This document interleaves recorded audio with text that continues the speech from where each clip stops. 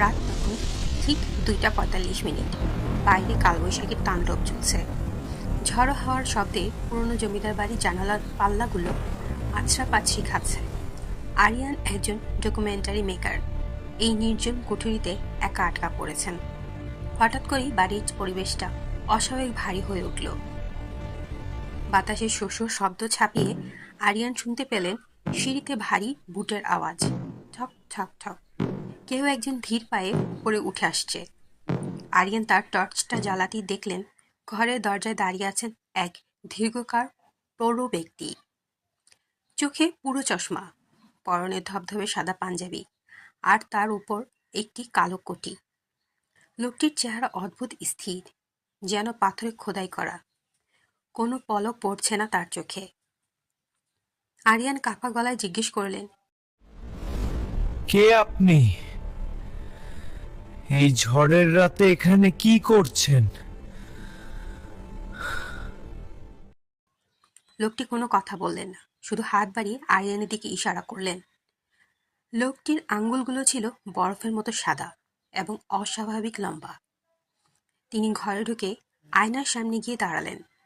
আরিয়ান লক্ষ্য করলেন বাইরে প্রবল বিদ্যুৎ চমকালেও লোকটির কোনো ছায়া মেঝেতে পড়ছে না। ভয়ে আরিয়ানের গলা শুকিয়ে কাঠ হয়ে গেল। তিনি সাহসে ভর করে নিজের ক্যামেরাটা হাতে নিলেন। ভাবলেন এই রহস্যময় মুহূর্তটা বন্দি করবেন। লেন্সের ভেতর দিয়ে লোকটির দিকে তাকাতেই আরিয়ানের হৃৎপিণ্ড যেন থমকে গেল। ক্যামেরার ভিউ ফাইন্ডারে দেখা যাচ্ছে লোকটির মুখটা ধীরে ধীরে পচতে শুরু করেছে। চামড়া খসে পড়ছে, আর চামড়ার আড়ালে থাকা চোখ দুটো থেকে টপ টপ করে কালো রক্ত গড়িয়ে পড়ছে। বিদ্যুৎ বেগে আরিয়ান ছবিটা তুললেন। ক্লিক। ফ্ল্যাশের তীব্র আলোয় ঘরটা একবার জ্বলে উঠেই আবার অন্ধকারে ডুবে গেল। পরক্ষণেই নিস্তব্ধতা।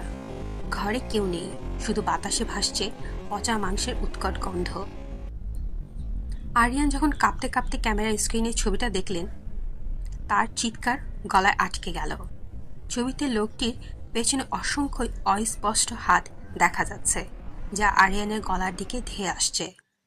পরদিন সকালে গ্রামের লোকজন এসে আরিয়ানকে অজ্ঞান অবস্থায় উদ্ধার করে।